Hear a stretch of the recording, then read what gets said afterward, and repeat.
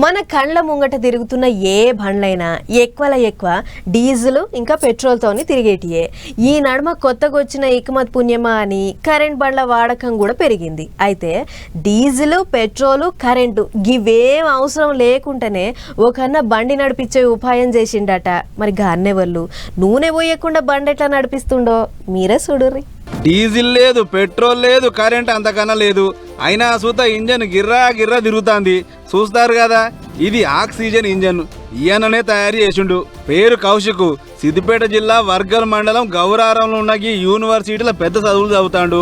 అయితే బండ్ల నుంచి వస్తున్న అడ్డమైన పొగ చేయంగా వాతావరణం అంతా ఖరాబ్ అవుతుందని ఆలోచనలు పడ్డ కౌశిక్ అన్న ఎటు పడి పొగెళ్ళని ఇంజన్ తయారు చేయాలి, ఈ సమాజానికి నా వంతు బాధ్యత తీర్చాలని చెప్పి ఈ ఆక్సిజన్ ఇంజన్ తయారు చేసే పని ముంగడేసుకుండు.